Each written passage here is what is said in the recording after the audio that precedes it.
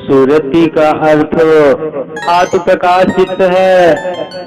इसी सुरति का संबंध जब मन से होता है तो मन चेतन होकर तुरंत इंद्रियों से संपर्क कर उन्हें विषय रत बना देता है।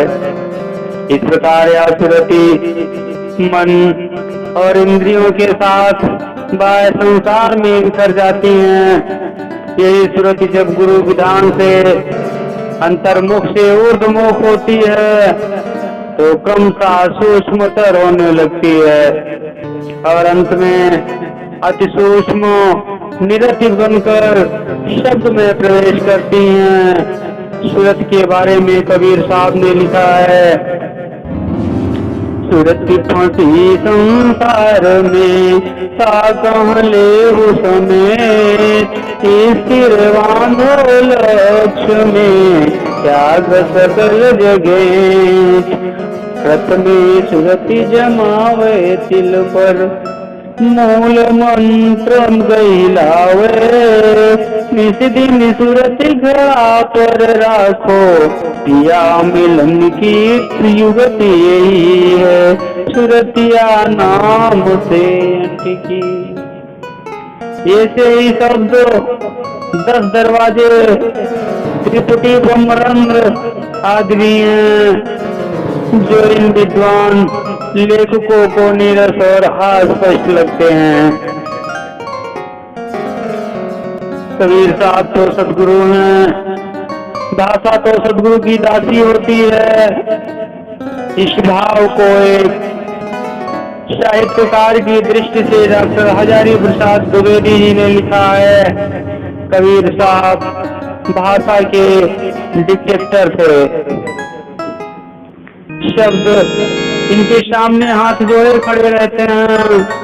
वह भाषा से सीधे सीधे नहीं तो दरेरा देकर कहलवा लेते हैं।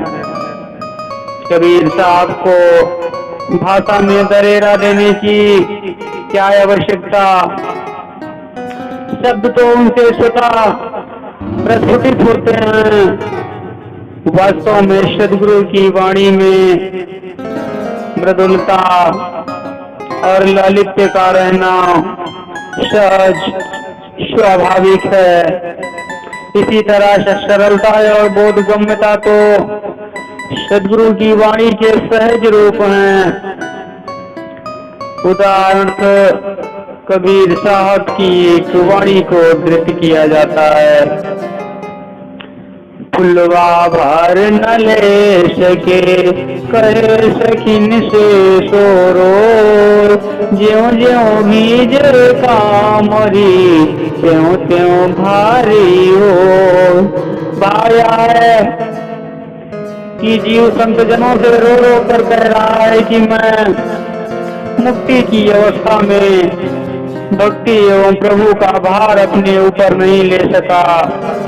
अर्थात मुक्ति की अवस्था में आम ब्रह्मांड का भाव मुझ में आ गया और मैं पतन की ओर चला गया। फिर प्राकृतिक देह का अभिमानी हो गया। अब यह प्राकृतिक शरीर रूपी कमरी कर्म ज्ञान की वर्षा से भीग रही है और ज्यों ज्यों भीगती जा रही है बोझिल होती जा रही है। इससे मृदुल और ललित काव्य क्या हो सकता है। इससे सरल और बोधगम कविता क्या हो सकती है। कबीर साहब की वाणी में शब्द और अर्थ की उभयगत रमणीयता मिलती है। लाली मेरे लाल की जित देखो तित लाल। लाली देखन मैं गई मैं भी हो गई लाल। इस वाणी में लाल शब्द प्रेम स्वरूप परम पुरुष की व्यंजना करता है, परंतु लाल शब्द परदेशी प्रिय का वाचक भी होता है। सर्वत्र ललिमा को दर्शाकर प्रियसी की प्रेम निमग्नता को सहज रूप से विभक्त किया गया है। साथ ही साधक और साध्य की अद्वैता अर्थात साधक की चरम भक्ति की वंदना भी की गई है।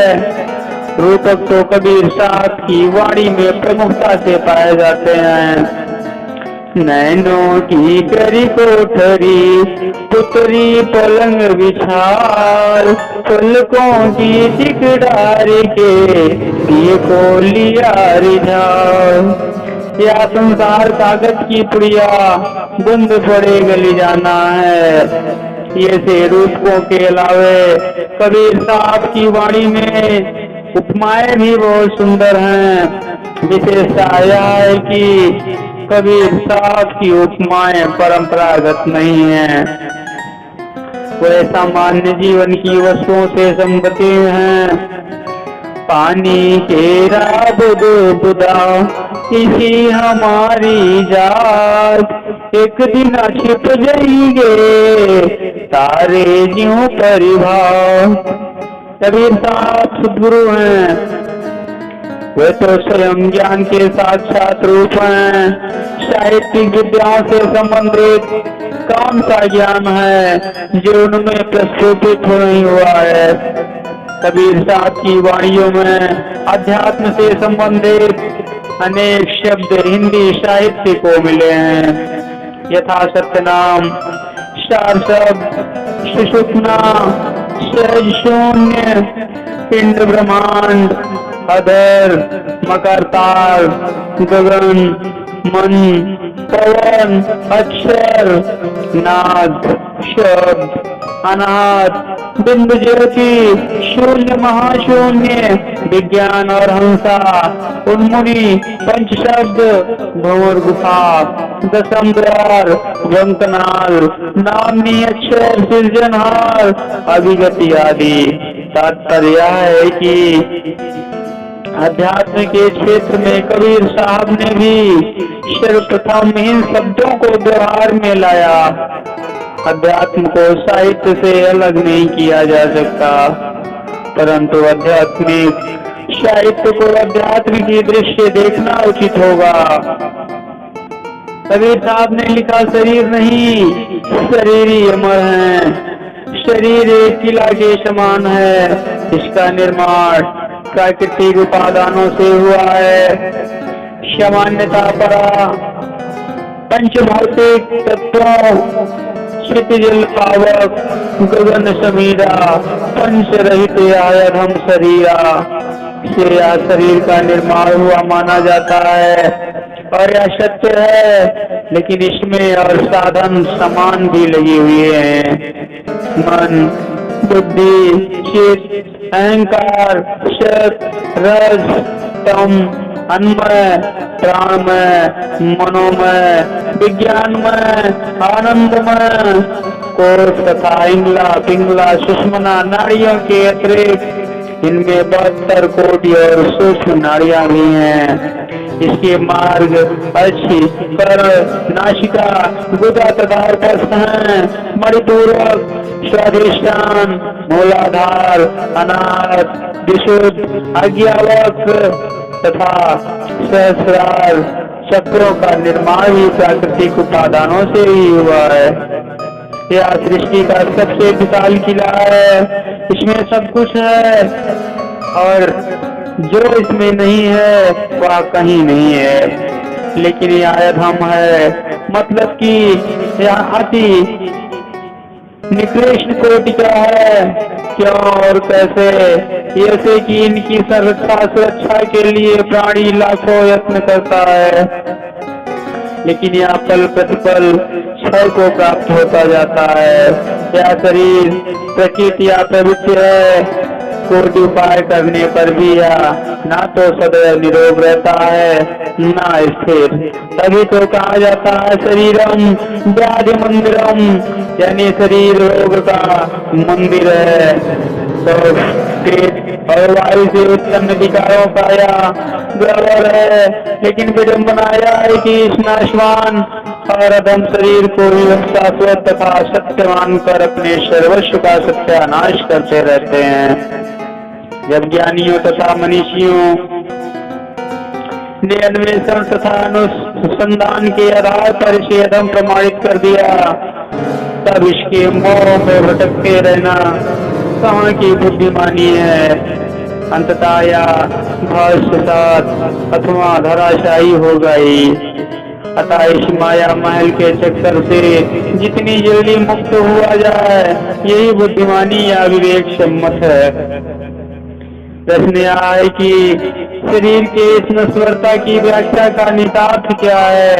इसका नितार्थ यह है कि जीव को शरीर की चिंता न कर शरीर की चिंता करनी चाहिए।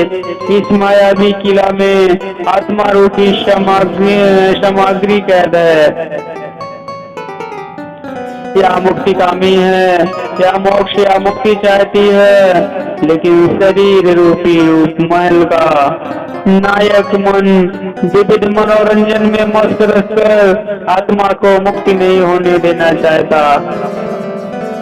आत्मा मन के इसी माया पास में आबद्ध होकर एक शरीर से दूसरे शरीर में भटकती रहती है और मुक्ति के लिए सदैव जल रहित मीन की तरह तड़पती रहती है।